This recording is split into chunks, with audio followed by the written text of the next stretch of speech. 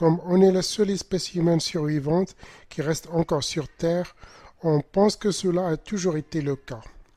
En réalité, on vit dans une période exceptionnelle. Dans le passé, il y a toujours eu plusieurs espèces humaines. Il y a à peine 40 000 ans, on côtoyait encore une autre espèce, l'homme de Néandertal, un frère humain tellement proche biologiquement et génétiquement de nous que si vous vivez dans une région autre que l'Afrique subsaharienne, vous avez probablement hérité 1 à 3% de votre ADN de l'homme de Néandertal. Si on remonte encore plus loin dans le temps, il y a moins de 70 000 ans, vivait en Asie une autre mystérieuse espèce humaine identifiée uniquement grâce à son génome. Il s'agit de l'homme de Denisova. Comme preuve de notre proximité génétique, des hommes et des femmes sapiens se sont accouplés avec des hommes et des femmes denisoviennes. Comme résultat de ces unions, entre 1 à 6% du génome des populations d'Océanie proviendrait de l'homme de Denisova. L'Homo sapiens, l'homme dit intelligent, apparu il y a moins de 300 000 ans, n'a donc pas l'exclusivité des caractères qu'on considère comme humains. Mais de quand date donc l'origine de l'humanité? Quelle est l'origine de l'humanité? Non, l'homme ne descend pas du singe chimpanzé actuel.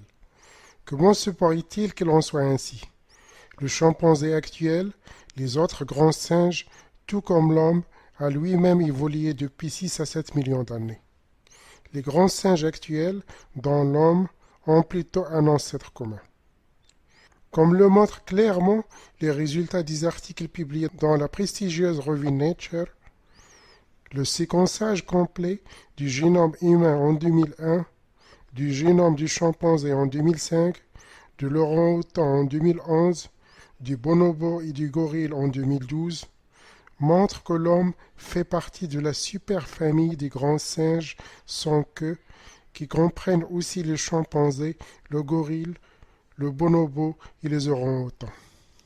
Si on déroule la double hélice de l'ADN contenu dans les chromosomes de l'homme et du chimpanzé, sur les 3 milliards de paires de bases, 98,77% sont identiques, soit seulement 1,23% de différence entre nous et les chimpanzés.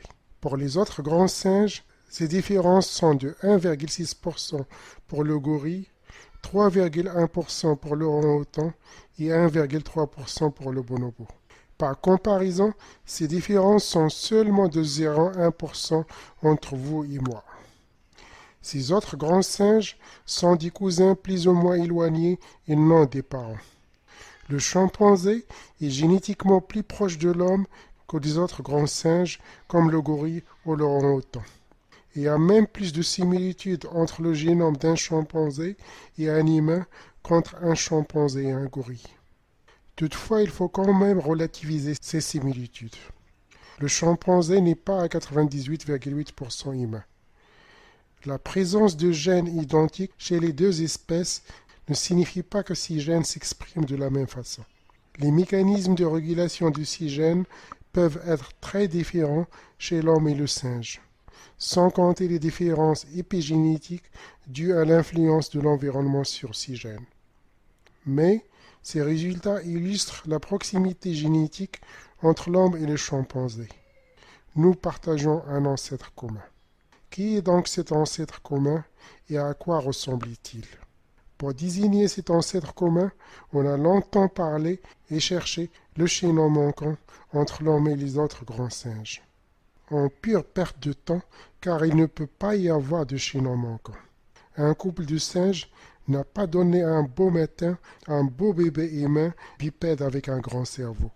Comme nous allons voir, l'évolution humaine est un processus graduel et progressif par mutation et effet de la sélection naturelle. Pour mieux comprendre, supposons qu'en 2030, la NASA envoie un assez grand nombre d'astronautes, hommes et femmes, coloniser la planète Mars. Ces nouveaux colons vivront dans un environnement différent des humains qui sont restés sur Terre. Ils subiront des mutations et une pression de sélection différente de celle du reste de l'humanité. Tant qu'il y aura un contact et des allers-retours avec un échange génétique entre les humains vivant sur Terre et le colon de Mars, ces deux populations resteront relativement homogènes. Une femme de Mars pourra toujours s'accoupler avec un homme de la Terre et avoir une descendance fertile. Le brassage génétique permanent entre ces deux populations empêchera l'établissement d'une barrière reproductive entre les humains terrestres et les humains martiens. Mais si un jour, pour une raison donnée, ce contact entre Mars et la Terre est définitivement rompu, chacune de ces deux populations évolueront différemment sous l'effet de mutations et de pression de sélection de milieux différents. Après plusieurs centaines de milliers d'années, les barrières génétiques et biologiques seront tellement grandes qu'il ne sera plus possible à une femme de Mars d'avoir une descendance fertile s'il s'accouplait avec un homme de la Terre ou vice-versa. Le brassage génétique ne sera plus possible. Il y a bien une date de divergence génétique entre ces deux espèces, martiennes et terrestres. Ils ont bien des ancêtres communs, mais à aucun moment il n'y a eu de chaînon manquant. C'est exactement ce qui se passe dans la nature. Une divergence de deux populations suite à des mutations et une pression de sélection différentes, puis un isolement géographique qui finissent par créer un isolement génétique et reproducteur. Mais d'après les données paléontologiques, depuis quand l'humanité est-elle apparue? Quelle est la chronologie de l'évolution humaine? D'après les données génétiques des publications, la lignée humaine s'est détachée de la lignée des chimpanzés il y a approximativement 6 à 8 millions d'années. Ce résultat est-il confirmé par les données paléoanthropologiques? Pour chercher l'origine de l'homme et répondre à cette question, il faudra d'abord définir ce que c'est qu'un humain. La réponse la plus évidente à cette question est bien sûr une espèce animale qui a les mêmes caractéristiques que nous, c'est-à-dire la bipédie, la possibilité de marcher sur ses deux membres postérieurs en position verticale, un grand cerveau, de petites canines, la capacité d'utilisation d'outils, des aptitudes sociales et intellectuelles développées et la capacité de modifier profondément son milieu pour ses besoins. Depuis quand sont apparues ces caractéristiques humaines et chez qui? Un des premiers caractères que recherchent les paléoanthropologues dans les restes fossiles pour les rattacher au genre Homo, les hommes véritables, c'est le signe de présence de bipédie permanente dans le squelette. L'homme n'est pas le seul animal à marcher sur ses deux membres postérieurs. Beaucoup d'animaux, tels que les oiseaux et même les dinosaures, ont été par nature bipèdes. Les autres grands singes sont aussi à l'occasion capables d'adopter une position bipède, mais seulement pour parcourir de petites distances. La plupart du temps, ils s'agrippent aux branches des arbres ou marchent à quatre pattes en s'appuyant sur les phalanges de leurs membres antérieurs. La marche debout demande une trop grande perte d'énergie pour ces grands singes. On dit qu'ils ont une bipédie occasionnelle. L'homme est le seul primate qui a adopté la bipédie permanente en position verticale comme principal mode de locomotion. Il marche exclusivement et il est capable de courir sur de longues distances en position redressée. Selon nos connaissances actuelles, la bipédie serait apparue il y a approximativement 7 millions d'années, une date très proche de la date de la divergence des chimpanzés et de la lignée humaine et pré-humaine. En 2001, une équipe dirigée par Michel Brunet retrouve un crâne et des restes osseux dans le désert du Djorab au Tchad, bien loin de ce qu'on considérait auparavant comme le berceau de l'humanité, l'Afrique de l'Est. Ce crâne a fait l'objet de débats et d'une vive polémique depuis une vingtaine d'années. Toumaï est-elle vraiment bipède? Dans ce cas, ce serait le plus lointain représentant de la lignée humaine connue à ce jour. On parle ici de la lignée humaine, ce qui comprend aussi des pré-humains et non du genre Homo, les humains véritables.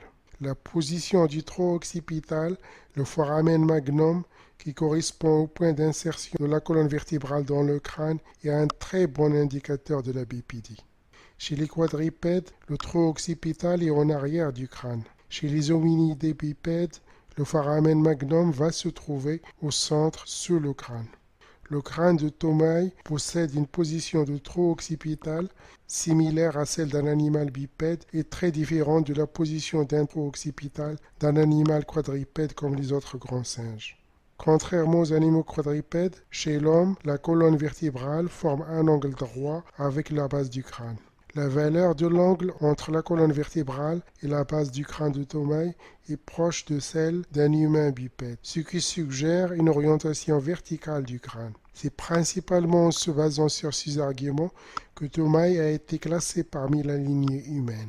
Pour une raison obscure et nourrissant encore la polémique, les autres restes trouvés dans le même gisement fossile, dont un fémur, ils n'ont pas pu être étudiés jusqu'à tout récemment. Ce n'est que 17 ans après la découverte que les résultats de l'étude du fémur ont été publiés dans la revue Nature en août 2022 par des chercheurs du CNRS. La comparaison du fémur et des deux os de l'avant-bras trouvés avec ceux des grands singes actuels révèle que Tomaï était bien bipède sur le sol, mais pas seulement.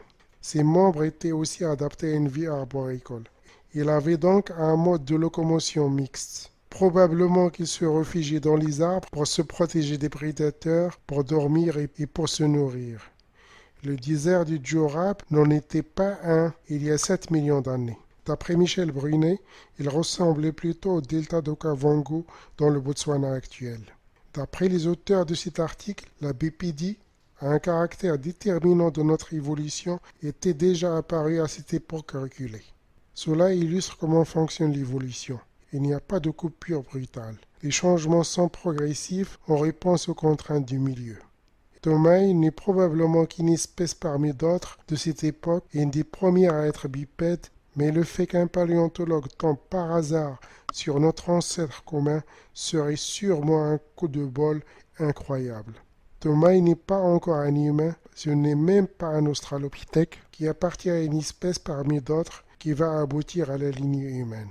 Mais la découverte de Tomaï montre que la bipédie a un caractère humain qui est apparu très tôt après la séparation avec la lignée des chimpanzés. Il possédait une capacité crânienne de 320 à 380 cm3, très proche de celle des chimpanzés. En 2001, une autre espèce de préhumain a été découverte au Kenya. On a retrouvé des restes fragmentaires avec un fémur bien préservé, mais pas de crâne. Dans le cas de cette découverte, il n'y avait plus de doute possible. Aurorine, le nom donné à cette espèce, était bien bipède. Le fémur est lent et présente une tête ronde orientée vers l'avant, c'est-à-dire des caractéristiques bien bipèdes. Même si Aurorine était bipède, la courbure de ses phalanges montre qu'il était encore adapté à une vie arboricole et qu'il s'agrippait aux branches. Une autre espèce a été trouvée pour la première fois en 1994 dans la région d'Awash en Éthiopie. Depuis cette date, une centaine d'autres spécimens appartenant à cette espèce ont été trouvés. Même s'ils présentent des caractéristiques de singe adaptés à la vie arboricole, Ardipithecus présentait aussi des caractères évolués tels qu'une adaptation à la bipédie nette avec une position de marche droite et des canines plus petites que les espèces précédentes. Mais les os des pieds avaient notamment un orteil opposable détaché des autres et les os de la main montrent que ce primate est encore adapté à une vie arboricole avec des membres qui lui permettent de s'agripper aux branches. Tomaï, Aurorine et Hardy, la bipédie existait déjà depuis au moins 7 millions d'années chez des espèces qui vivaient dans la forêt et qui grimpaient dans les arbres. Ces trois espèces préhumaines sont-elles nos ancêtres directs?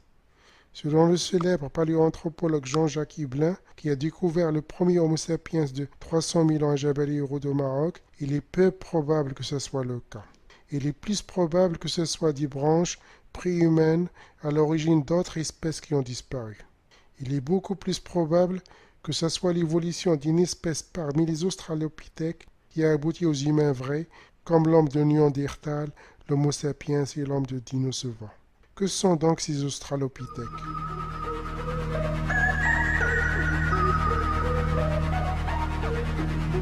Vous avez sûrement déjà entendu parler de Lucie, la célèbre australopithèque découverte par Yves Coppens et ses collaborateurs en 1974. Il s'agit d'un squelette féminin presque complet avec des caractéristiques proches de celles du genre Homo, les humains vrais. Elle était bipède mais avec une adaptation au grimper dans les arbres et elle avait une denture proche de la nôtre. Par contre, elle avait une capacité crânienne semblable à celle des chimpanzés. La bipédie des australopithèques ne fait aucun doute. Aussi bien les os du tibia, du fémur et les os du bassin montrent que ces lointains préhumains marchaient sur le sol avec une démarche proche de la nôtre. Ce n'est pas seulement leur posture qui était bipède, mais aussi leur locomotion. Les australopithèques, malgré leur bipédie avancée, sont encore des préhumains et non des humains vrais. Ils ont des phalanges courbées, ce qui montre qu'ils passent encore une partie de leur vie dans les arbres. Le bassin de Lucie et des autres australopithèques ne ressemble plus à celui des autres grands singes. Il est large et aplati, il est presque identique au nôtre. Il est adapté pour supporter le poids de la partie supérieure du corps en position verticale. Une preuve de la bipédie presque humaine des australopithèques est donnée par des traces de pas laissées dans les cendres volcaniques qui s'est solidifié par la suite à l'Aitoli en Tanzanie. Il y a 3,6 millions d'années, des australopithèques ont marché sur ces cendres. Les auteurs de la découverte ont étudié ces empreintes dans un article publié dans The Royal Society of Biological Sciences en août 2016. Ils ont comparé ces empreintes avec celles d'un chimpanzé et celles d'un humain actuel. La forme générale ressemble à celle de l'empreinte laissée par un pied humain. Les australopithèques qui ont laissé ces empreintes avaient une démarche très différente de celle d'un chimpanzé, mais leur pied est beaucoup plus plat que celui d'un humain. Le talon est plus grand, mais ils ont des orteils plus petits. Leur marche était relativement efficace, mais ils devaient être beaucoup moins adaptés à la course que les humains. Les australopithèques passent une grande partie de leur vie au sol, mais ils font probablement comme les gorilles. Pour se protéger des prédateurs, ils passent la nuit à dormir dans les arbres. En plus de l'espèce à laquelle appartient Lucie, il existe d'autres espèces qui ont vécu en Afrique de l'Est et en Afrique du Sud. Australopithecus africanus. C'est la première espèce d'australopithèque découverte en Afrique australe bien avant Lucie par Raymond Dart en 1925. Il vivait en Afrique du Sud et il y a 2,8 à 2,3 millions d'années. Le spécimen décrit par Dart représentait un mélange de caractères humains et de singes, ce qui l'a amené à émettre l'hypothèse qu'il s'agissait d'une espèce intermédiaire entre le singe et l'homme, une sorte de chaînon manquant en quelque sorte. Mais comme nous l'avons vu plus tôt, le chaînon manquant n'existe pas. Mais il possédait une capacité crânienne de 450 à 550 cm3 supérieure à celle de Lucie, mais encore trop faible pour un être humain. Il montait encore aux arbres, mais sa bipédie est plus évoluée que celle de Lucie. En 2008, une autre espèce d'australopithèque, encore plus évoluée, a été découverte dans une caverne à Malapa en Afrique du Sud. Cette espèce a un âge entre 1,95 million d'années et 1,78 million d'années. Sidiba est une espèce tardive d'australopithèque. Elle était même contemporaine des premiers humains du genre Homo. Il présente une mosaïque de caractères humains et de caractères de singe. Plusieurs chercheurs pensent qu'il serait à l'origine du genre Homo, les humains auxquels appartient notre espèce. Les deux squelettes trouvés sont en très bon état, ils étaient clairement bipèdes. Sidiba marchait comme un homme, mais avait des bras adaptés pour grimper dans les arbres comme un singe. Ils ont des mains et des pieds et un bassin presque humain, mais ils ont une cage thoracique qui ressemble à celle des singes. Le crâne montre qu'ils avaient un visage qui ressemblait plus à celui des premiers humains qu'à celui des autres australopithèques. Ils avaient une arcade sourcilière et des pommettes et un visage moins prolongé en avant. Ces débats étaient-elles une espèce de transition entre les australopithèques et les humains? Le professeur Berger de l'université Witwatersrand en Afrique du Sud pense même que cette espèce pourrait être considérée comme un candidat des premiers représentants du genre Homo, les hommes véritables. Cette hypothèse est controversée et sujette à débat. Plusieurs chercheurs estiment que Sidiba n'est probablement pas notre ancêtre et qu'il est beaucoup plus probable que ce soit l'Australopithecus afarensis, la famille à laquelle appartient Lucie, ou une autre espèce d'australopithèque qui a évolué pour donner les premiers représentants du genre Homo. Pourquoi la bipédie est considérée comme un caractère si important pour définir l'appartenance au genre Homo, le genre humain? En adoptant une position verticale permanente, les préhumains et humains libèrent leurs membres antérieurs qui peuvent ainsi servir à autre chose que s'appuyer et marcher sur le sol. Ils peuvent ainsi saisir et manipuler plus facilement les objets et plus tard dans l'évolution les confectionner. a un caractère qu'on a longtemps considéré comme spécifique à notre genre humain. Ce mode de locomotion engendre plusieurs modifications morphologiques observables sur le squelette, en plus de la modification de la colonne vertébrale avec une double concavité, facile à rechercher chez les fossiles bipèdes. Le pouce devient opposable et le bassin plus large pour mieux supporter le poids du tronc et de la tête. Cette modification du bassin, conséquence de la pupidie, a eu un impact très important sur le développement de notre cerveau et sur nos aptitudes sociales. À poids égal, les hommes actuels ont la plus grande capacité crânienne par rapport à tous les animaux. Pour éviter d'avoir une trop grosse tête à cause d'un gros cerveau, le bébé humain naît avec un petit cerveau immature qui n'atteint son volume maximal qu'à l'âge de 4 à 5 ans.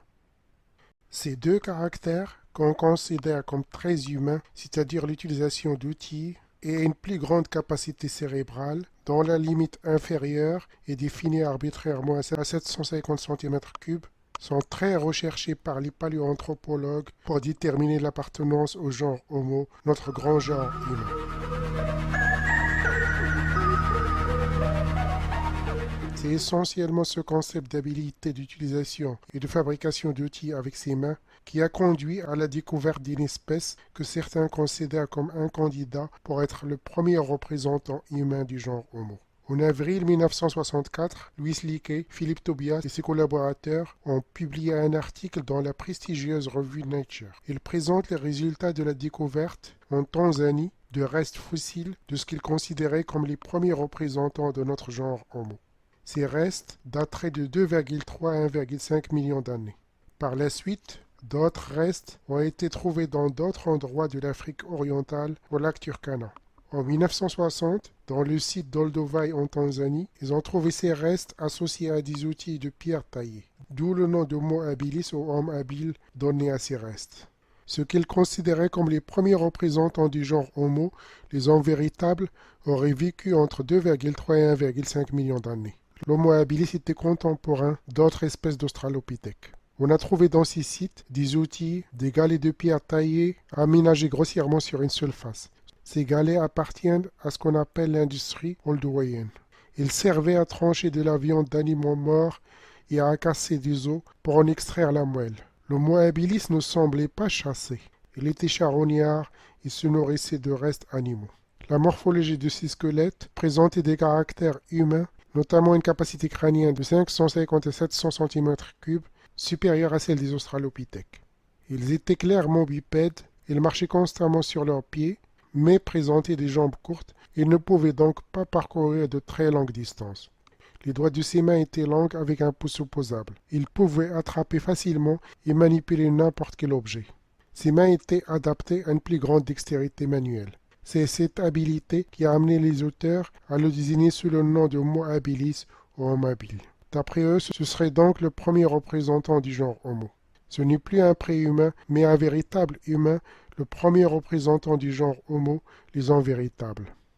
Mais il avait encore des caractères de singe, avec des bras longs et des phalanges courbées, ce qui signifie qu'il montait encore occasionnellement dans les arbres. La désignation d'Homo habilis comme premier humain, qui repose principalement sur son utilisation d'outils, est contestée. La capacité crânienne de l'Homo habilis, de 650 à 700 cm3, est inférieure à la limite de 750 cm3 qu'on s'est fixée pour définir le genre Homo. De plus, des découvertes récentes semblent indiquer que la fabrication d'outils n'est pas une invention humaine. On sait déjà que des singes, comme les chimpanzés, savent utiliser des outils de pierre pour casser des noix par exemple, mais ils ne les fabriquent pas et ne les emportent pas avec eux pour une utilisation ultérieure. Ils reviennent plutôt au même endroit pour utiliser les mêmes outils. De quand donc date la fabrication d'outils, une caractéristique qu'on a longtemps considérée comme humaine. Une étude parue dans la revue Nature en mai 2015 relate la découverte d'outils de pierre de 3,3 millions d'années à l'ouest du lac Turkana au Kenya. Donc bien avant l'apparition du genre Homo auquel on appartient. À cette époque, seuls des australopithèques, des paranthropes, des préhumains et non des humains existaient dans cette zone. Ceci illustre la difficulté de définir ce qui est véritablement humain. L'Homo habilis pourrait plutôt être considéré comme une espèce ayant des caractères intermédiaires entre les australopithèques et les hommes véritables. La première espèce qu'on pourrait clairement définir comme humaine est l'Homo erectus avec sa forme la plus primitive encore appelée l'Homo ergaster ou l'Homo erectus africain, de 2 à 1,5 million d'années. Le plus ancien Homo ergaster trouvé à ce jour est âgé de 2,04 millions d'années. Avec l'apparition de l'Homo ergaster, il y a eu un foisonnement des découvertes d'outils de pierre. Ces outils étaient beaucoup plus abondants, mais aussi plus élaborés. Ces outils correspondent à ce que l'on désigne sous le nom d'industrie acheulienne. Ces Homo ergaster, ou Homo erectus africain, avaient une capacité crânienne de 600 à 910 cm3, donc supérieure à la limite fixée pour définir le genre Homo. Ils avaient une face relativement aplatie et très humaine. Une des découvertes de l'Homo ergaster les plus connues est celle d'un squelette d'un enfant désigné sous le nom de l'enfant de Nariokotome. Un enfant qui avait des proportions de membres clairement humaines. Il avait une bipédie comme la nôtre, il avait de longues jambes comme les nôtres, bien adaptées non seulement à de longues marches, mais aussi à la course.